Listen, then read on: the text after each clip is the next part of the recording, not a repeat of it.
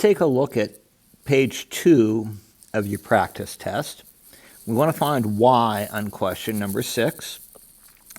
So notice AB corresponds to xy, so I'll say 2y is to y plus 3. As, let's pick another side from triangle ABC, that'd be 17.5. Notice that's AC, so AC corresponds to XZ, which is 14. Now we're going to solve for y. Let's multiply both sides by my denominators. So I'm going to take y plus 3 times 14. And if we take y plus 3 times 14, notice on the left-hand side, my y plus 3 is reduced out. So I take 14 times 2y, I get 28y. On the right-hand side, my 14 is reduced out. We'll distribute the 17.5 to both sides. We'll say 17.5y plus, and then we'll take 17.5 times 3, and that's 52.5. Now we're just going to do the algebra. Minus 17.5y from both sides. And you get 28 minus 17.5. You get 10.5y equals 52.5. So we'll divide both sides by 10.5. So if we take 52.5 divided by 10.5, we end up with y equals 5. And there's your answer for question 6. Now, in question 7, we're told triangle SUV is similar to TUS. I want to find TU. So what I think I'm going to do is I'm going to label TU as X.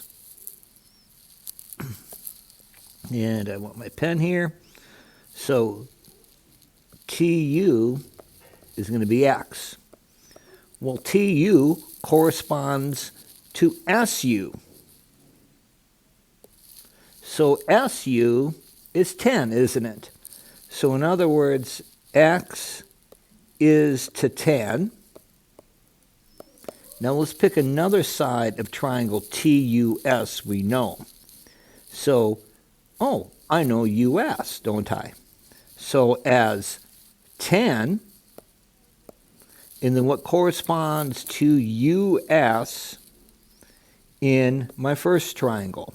Well, US corresponds to UV, so U to V is 15.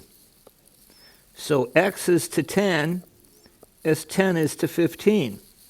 And I think I'll rewrite that. I'll say X is to 10, divide by 5. I'll get 2 is to 3. Because 15 divided by 5 is 3. Then multiply both sides by 10. X would be 20 over 3. Because 2 times 10 is 20. And there's your answer for that one. Now on angle I want to find angle I. Well, notice angle I and angle G are alternate interior angles. So I know I and G are the same. So to find the measure of angle G, we just take 180 minus 53 minus 45. Well, 180 minus 53 minus 45, that'll give me 82 degrees. And since G is 82, that makes angle I 82 degrees. And there's our answer for that one. On question number 9, I would definitely draw a triangle here. So I've got triangle ABC that's similar to triangle DEF. And then let's label this. We know A to B is 8. We know B to C is 13. I think I'm going to use a different color here. A to B is 8. B to C is 13. And we know A to C is 15. And then we're also told D to F is 20. And I want to find the perimeter of triangle DEF. So I don't know the perimeter of triangle DEF. I'll use P for perimeter. And that corresponds to the perimeter of triangle ABC, which when I look at that, if I go 15 plus 13, that's 28. And 28 plus 8 is 36. So we're going to say P is to 36 as 20 DF. Well, DF corresponds to 15, doesn't it? And then I'll simplify 20 and 15. Notice 5 goes into both of them, so I'm going to get 4 is to 3. Well, I happen to notice 3 times 12 is 36. So 4 times 12 would be 48. So P is 48. We're not given any units, so we'll just say that's our answer. P equals 48. Now let's take a look at number 10. I'll do the same thing I did before. I'll go triangle ABC.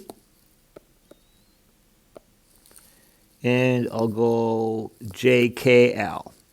J to K to L. And we're told A to B is 12. We're told B to C is 18.4. And we're told K to L is 6.9. And J to L is 5.6. I want to find the scale factor. Since I want to find the scale factor, I want to pick two sides that correspond. Now the problem is we know AB, but we don't know the side that corresponds to JK. But notice we know BC and we know KL. So, and then also order matters on this one. I want to do the scale factor from ABC to JKL. So I'm going to write 18.4 in my numerator.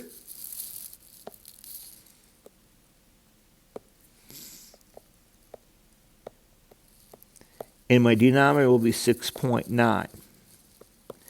Now, I don't like decimals in scale factor, although it's right. I'm going to say 184 to 69. Now, does anything go into both of those? 8 plus 1 is 9, plus 4 is 13, so 3 does not go into either one of those, does it? And however, if I take 184 and I divide by 23, 23 goes into both of these. So 184 divided by 23 is 8. And 69 divided by 23 is 3. I'm going to rewrite that 8 because that looks kind of sloppy. So my scale factor is going to be 8 to 3. And there we have it. Okay, number 11. Notice, since I've got parallel lines, and My bottom two segments are equal. That means my top two segments are equal to solve for y. So we're going to say 4y minus 7 equals to y plus 8. And all we want to do is we want to solve for y, so we'll minus y from both sides.